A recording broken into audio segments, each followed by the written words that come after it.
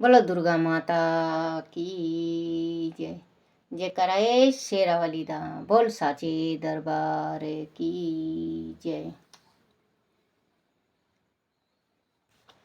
सप्तशती में 11वां अध्याय देवताओं का देवी की स्तुति करना और देवी का देवताओं को वरदान देना।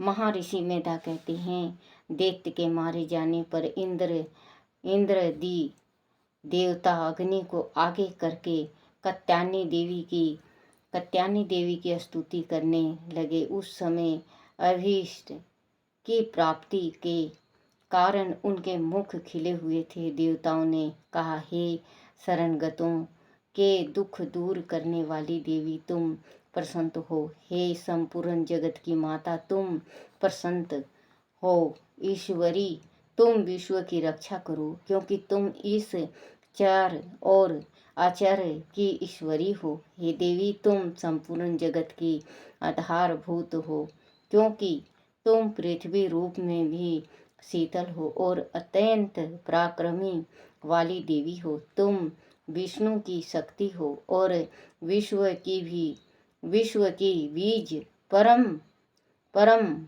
माया हो, और तुमने ही इस संपूर्ण जगत को मोहित कर रखा है। तुम्हारे प्रसन्न होने पर ही यह पृथ्वी मोक्ष को प्राप्त होती है। हे देवी, संपूर्ण विद्याएं तुम्हारे ही भिन्न भिन्न स्वरूप हैं। इस जगत में जितनी स्त्रियां हैं वह सब तुम्हारी ही मूर्तियां हैं। एक मात्र तुमने ही इस जगत को व्याप्त कर रखा है। तुम्हारी स्तुति किस प्रकार हो सकती है, क्योंकि तुम परम बुद्धि रूप हो और संपूर्ण प्राणी रूप स्वर्ग और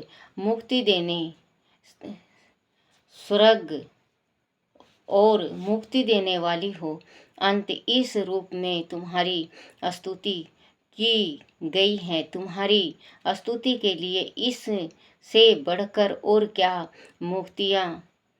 युक्तियां हो सकती हैं। संपूर्ण जनों के हृदय में बुद्धि रूप होकर भी निवास करने वाली, स्वर्ग तथा मोक्ष प्रदान करने वाली हे नारायणी देवी, तुमको नमस्कार है। काल कष्टा आदि रूप से अवस्थाओं को परिवर्तन की ओर ले जाने वाली तथा प्राणियों का अंत करने वाली नारायणी, तुमको नमस्कार है। हे नारायणी, संपूर्ण मंगलों के मंगल रूप वाली हैं। शिवे, हे संपूर्ण प्रयोजनों को सिद्ध करने वाली, हे शरणगत उत्सल तीन नेत्र वाली गौरी, तुमको नमस्कार है। सृष्टि शीतलती तथा संहार की शक्तिभूता सनातनी देवी, गुणों का आधार तथा सर्व सुखमयी नारायणी, तुमको नमस्कार है। हे शरण में आए हुए शरणगतों, दीन दुखियों की रक्षा में तत्पर, संपूर्ण पीड़ाओं के हरने वाली हे नारायणी, तुमको नमस्कार है। हे नारायणी, तुम ब्राह्मणी का रूप धारण करके हंसों से जुते हुए विमान पर बैठती हो तथा कुश से अभिमंत्रित जल छिड़कती रहती हो। तुम्हें नमस्कार है। महेश्वरी रूप से त्रिशूल, चंद्रमा और सर्पों को धारण करने वाली हैं। महावृषभ वाहन वाली नारायणी, तुम्हें नमस्कार है। मोर तथा मुकुटों से घिरी रहने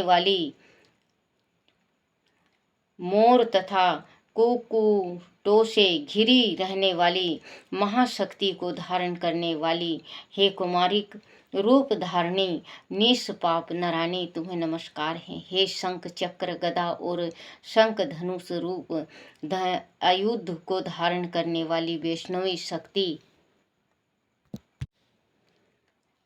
रूपा नारायणी, तुम्हें हम पर प्रसन्न हो। तुम्हें नमस्कार है। हे दांतों पर पृथ्वी धारण करने वाली वराह रूपनी कल्याणी नारायणी, तुम्हें नमस्कार है। हे उग्र नरसिंह रूप से दैत्यों को मारने वाली त्रिभुवन की रक्षा में संलग्न रहने वाली नारायणी तुम्हें नमस्कार है। हे मस्तक पर किरीट और हाथ में महाब्रज धारण करने वाली, शस्त्र नेत्रों के कारण उज्ज्वल वित्रासुर के प्राण हरने वाली इंद्रिय शक्ति, हे नारायणी तुम्हें नमस्कार है। हे शिवदूती स्वरूप से दैत्यों के महामद को नष्ट करने वाली, हे घोर रूपा वाली, हे स्वरूपा, हे दैत्यों के महाशब्द वाली, हे नारायणी तुम्हें नमस्कार है। दाढ़ों के कारण विकराल मुख वाली, मुंडमाला से विशोभित मुंड मर्दनी चमुंडाए रूपा नारायणी तुम्हें नमस्कार है। ये लक्ष्मी, लज्जा, महाविद्या, श्रद्धा, पुष्टि, सौधा, ध्रुवा, महारात्रि तथा महाविद्या रूपा नारायणी तुमको नमस्कार है। हे मेधा, सरस्वती, ऐश्वर्य रूपिणी, पार्वती, महाकाली, नियता तथा ईर्षा रूपिणी नारायणी तुम्हें नमस्कार है। हे सर्वस्वरूपा, सर्वेश्वरी, सर्वशक्ति युक्त देवी, हमारी भय से रक्षा करो तुम्हें नमस्कार है। हे कत्यायनी, तीनों नेत्रों से विशोभित यह तेरा सोम मुख सब तरह के डरों से हमारी रक्षा करे तुम्हें नमस्कार है। हे भद्रकाली, ज्वालाओं के समान भयानक, अति उग्र एवं संपूर्ण असुरों को नष्ट करने वाला तुम्हारा त्रिशूल हमें भय से बचावे तुमको हमारा नमस्कार है। हे देवी, जो आपने अपने शब्द से इस जगत को पूरित करके दैत्यों के तेज को नष्ट करता है, वह आपका घंटा इस प्रकार हमारी रक्षा करे जैसे कि माता अपने पुत्र की रक्षा करती है। हे चंडी के, असुरों के रक्त और चर्बी से चर्चित हो जो आपकी तलवार है, वह हमारा मंगल करे, हम तुमको नमस्कार करते हैं। हे देवी, तुम जब प्रसन्न होती हो तो संपूर्ण रोगों को नष्ट कर देती हो, और जब रुष्ट हो जाती हो तो संपूर्ण मनोवांछित कामनाओं को नष्ट कर देती हो। और जो मनुष्य तुम्हारी शरण में जाते हैं उन पर कभी विपत्ति नहीं आती, बल्कि तुम्हारी शरण में गए हुए मनुष्य दूसरों को आश्रय देने योग्य हो जाता है। अनेक रूपों से बहुत प्रकार की मूर्तियों को धारण करके इस धर्मद्रोही असुर का तुमने संहार किया है, वह तुम्हारे सिवा और कौन कर सकता था। चतुर्दश विद्याएं, अष्ट शस्त्र और चारों वेद तुम्हारे ही प्रकाश से प्रकाशित हैं, उनमें तुम्हारा ही वर्णन है। और जहाँ राक्षस, विषैले सर्प, शत्रु गण हैं, वहाँ और समुद्र के बीच में भी तुम सब साथ रहकर इस विश्व की रक्षा करती हो। हे विश्वेश्वरी, तुम विश्व का पालन करने वाली विश्व रूपा हो, इसीलिए संपूर्ण विश्व को धारण करती हो। इसीलिए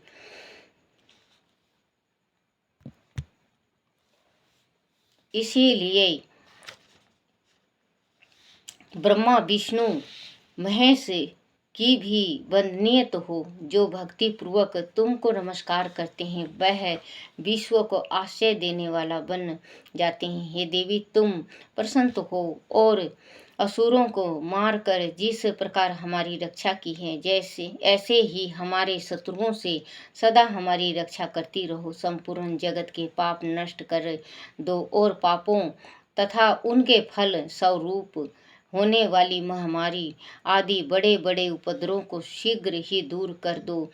विश्व की पीड़ा को हरने वाली देवी, शरण में पड़े हुआ पर प्रसन्न हो।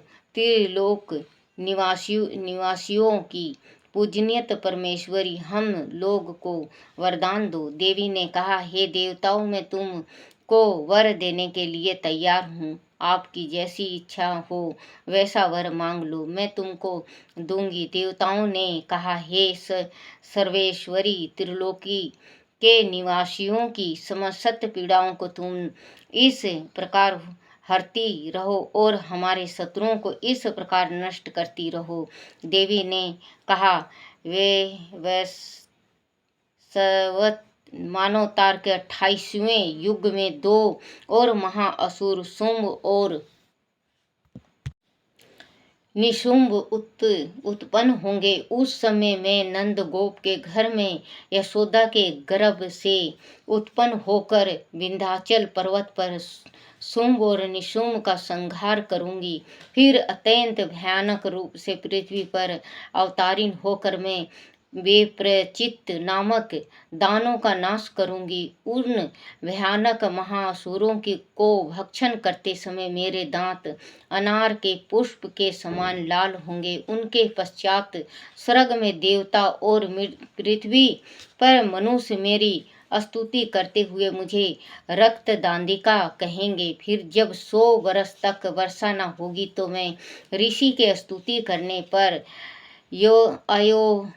अयोनिज नाम से प्रकट होंगी और अपने 100 नेत्रों से ऋषियों की ओर देखूंगी। अंत मनुष्य शताक्षी नाम से मेरा कीर्तन करेंगे। उसी समय मैं अपने शरीर से उत्पन्न हुए प्राणों की रक्षा करने वाले शाकों द्वारा सब प्राणियों का पालन करूंगी और तब इस पृथ्वी पर शाकुम्भरा के नाम से विख्यात होंगी और इसी अवतार में मैं दुर्गा नामक महाअसुर का वध करूंगी और इसमें मैं दुर्गा देवी के नाम से प्रसिद्ध होंगी। उसके पश्चात जब मैं भयानक रूप धारण करके हिमालय निवासी ऋषियों महर्षियों की रक्षा करूंगी, तब भीमा देवी के नाम से मेरी ख्याति होगी। और जब फिर अरुण नामक असुर तीनों लोकों को पीड़ित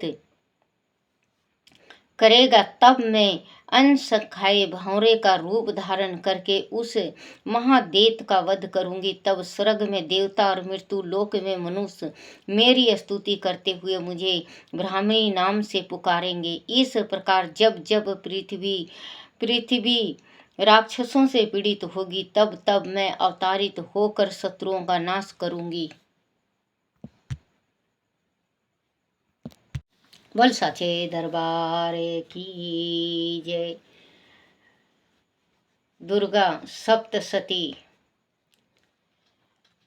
12वां अध्याय देवी के चरित्रों के पाठ का महत्व। देवी बोली, हे देवताओं, जो पुरुष इस स्तोत्र द्वारा एक ग्रसित होकर मेरी स्तुति करेगा, उसके संपूर्ण कष्टों को निसंदेह हर लूंगी। मधु केटभ के नाश, महिषासुर के वध और शुंभ तथा निशुंभ के वध की जो मनुष्य कथा कहेंगे, ओ मेरे महात्म को अष्टमी, चतुर्थी व नवमी के दिन एकग्रचित्त से भक्ति पूर्वक सुनेंगे, उनको कभी कोई पाप न रहेगा। पाप से उत्पन्न हुए विपत्ति भी उनको न सताएगी। उनके घर में दारिद्रता न होगी और न उनको प्रियजनों का विछोह ही होगा। उनको किसी प्रकार का भय न होगा। इसीलिए प्रत्येक मनुष्य को भक्ति पूर्वक मेरे इस कल्याण कारक महात्म को सदा पढ़ना और सुनना चाहिए। मेरा यह महात्म महामारी से उत्पन्न हुए संपूर्ण उपद्रव को, वह 3 प्रकार के उत्पातों को शांत कर देता है। जिस घर व मंदिर में जिस स्थान पर मेरा यह स्तोत्र विधि पूर्वक पढ़ा जाता है, उस स्थान का मैं कभी भी त्याग नहीं करती और वह सदा ही मेरा निवास रहता है। बलि, दान, पूजा, होम तथा महोत्सव में मेरा यह चरित्र उच्चारण करना तथा सुनना चाहिए। ऐसा हवन या पूजन मनुष्य चाहे जान कर या बिना जाने करे, मैं उसे तुरंत ग्रहण कर लेती हूँ और शरद काल में प्रत्येक वर्ष जो महापूजा की जाती है उसमें मनुष्य भक्ति पूर्वक मेरा यह महात्म सुनकर सब विपत्तियों से छूट जाता है और धन ध्यान तथा पुत्र दी से संपन्न हो जाता है। और मेरे इस महात्म व कथाओं इत्यादि को सुनकर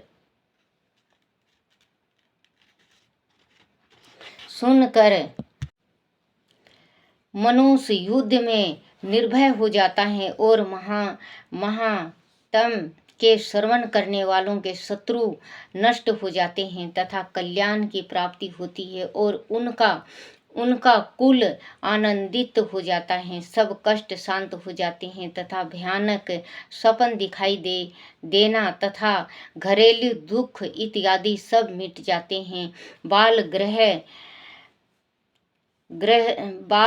ग्रह में ग्रसित बालकों के लिए यह मेरा महात्म परम शक्ति शांति का देने वाला है। मनुष्य में फूट पड़ने पर वह भली भांति मित्रता करने वाला है। मेरा यह महात्म मनुष्य को मेरी जैसे समर्थ की प्राप्ति करने वाला है। पशु पुष्प अर्घ धूप गंध दीपक इत्यादि सामग्री द्वारा पूजने वाले से ब्राह्मण को भोजन करा के हवन करा के प्रतिदिन अभिषेक करा के नाना प्रकार के भोग को अर्पण करके और प्रत्येक वर्ष दान इत्यादि करके जो मेरी आराधना की जाती है और उससे मैं जैसी प्रसन्न हो जाती हूँ वैसे ही प्रसन्न मैं इस चरित्र के सुनने से हो जाती हूँ। वह महात्म श्रवण करने पर पापों को हर लेता है तथा आरोग्य प्रदान करता है। मेरे प्रादुर्भाव का कीर्तन दुष्ट प्राणियों से रक्षा करने वाला है। युद्ध में दुष्ट दैत्यों का संहार करने वाला है। इसके सुनने से मनुष्य को शत्रु का भय नहीं रहता है। हे देवताओं, तुमने जो स्तुति की है अथवा ब्रह्मा जी ने जो मेरी स्तुति की है वह मनुष्य को कल्याणमयी बुद्धि प्रदान करने वाली है। वन में सुने मार्ग में अथवा दानव नल से घिरे जाने पर वन में चोरों से घिरा हुआ यह शत्रुओं द्वारा पकड़ा हुआ, जंगल में सिंहों से बाघों से यह जंगली हाथियों द्वारा पीछा किया हुआ, राजा के क्रोध हो जाने पर मारे जाने के भय से समुद्र में नाव के डगमगाने पर भयंकर युद्ध में फंसा होने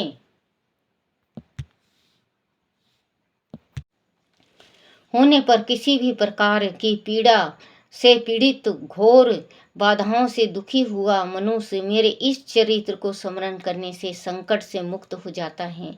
मेरे प्रभाव से सिंह चोर व शत्रु इत्यादि दूर भाग जाते हैं और पास नहीं आते। महर्षि ने कहा, प्रचंड पराक्रम वाली भगवती चंडिका यूं कहने के पश्चात सब देवताओं के देखते ही देखते अंतर ध्यान हो गई और संपूर्ण देवता अपने शत्रुओं के मारे जाने पर पहले की तरह यज्ञ भाग का उपभोग करने लगे और उनको अपने अधिकार फिर से प्राप्त हो गया तथा युद्ध में देवताओं के शत्रु शुंभ व निशुंभ के देवी के हाथों मारे जाने पर बाकी बचे हुए राक्षस पाताल को चले गए। हे राजन, इस प्रकार भगवती अंबिका नित्य होती हुई भी बार बार प्रकट होकर इस जगत का पालन करती हैं, इसको मोहित करती हैं, जन्म देती हैं और प्रार्थना करने पर समुदित प्रदान करती हैं। हे राजन, भगवती ही महाप्रलय के समान महामारी का रूप धारण करती हैं और वही संपूर्ण ब्रह्मांड में व्याप्त हैं और वह भगवती समय समय पर महाकाली तथा महामारी का रूप बनाती हैं और स्वयं अजन्म होते हुए भी सृष्टि के रूप में प्रकट होती हैं। वह सनातनी देवी प्राणियों का पालन करती हैं और वह मनुष्य के उदय का समय घर में लक्ष्मी का रूप बनकर शीतल हो जाती हैं तथा अभाव के समय दारिद्र्य बनकर विनाश का कारण बन जाती हैं। पुष्प धूप और गंध आदि से पूजन करके उनकी स्तुति करने से वह धन एवं पुत्र देती हैं और धर्म में शुभ वृद्धि प्रदान करती हैं। ये करो शेरावाली दा बोल साचे दरबार की ये 13वां अध्याय राजा सूरत और बेसों को देवी का वरदान। महर्षि मेधा ने कहा, हे राजन, इस प्रकार देवी के उत्तम महात्म का वर्णन मैंने तुमको सुनाया। जगत को धारण करने वाली इस देवी का ऐसा ही प्रभाव है। वह देवी ज्ञान के देने वाली है और भगवान विष्णु की इस माया के प्रभाव से तुम और वह वैश्यों तथा अन्य विवेक जन मोहित होते हैं और भविष्य में मोहित होंगे। हे राजन, तुम इस परमेश्वरी की शरण में जाओ। वही भगवती आराधना करने पर मनुष्य को भोग, स्वर्ग तथा मोक्ष प्रदान करती है। मार्कंडेय जी ने कहा, महर्षि मेधा की यह बात सुनकर राजा सूरत ने उन उग्र व्रत वाले ऋषि को प्रणाम किया और राज के छीन जाने के कारण उनके मन में अत्यंत गिलानी हुई और वह राजा तथा बेसो तपस्या के लिए वन को चले गए और नदी के तट पर आसन लगाकर भगवती के दर्शनों के लिए तपस्या करने लगे। दोनों ने नदी के तट पर देवी की मूर्ति बनाई और पुष्प, धूप, दीप तथा हवन द्वारा उनका पूजन करने लगे। पहले उन्होंने आहार को कम कर दिया, फिर बिल्कुल निराहार रहकर भगवती में मन लगाया। एक ग्रसित पूर्वक उनकी आराधना करने लगे। वह दोनों अपने शरीर के रक्त से देवी को बलि देते हुए 3 वर्ष तक लगातार भगवती की आराधना करते रहे। 3 वर्ष के पश्चात जगत का पालन करने वाली चंडिका ने उनको प्रत्यक्ष दर्शन देकर कहा। देवी बोली, हे राजन तथा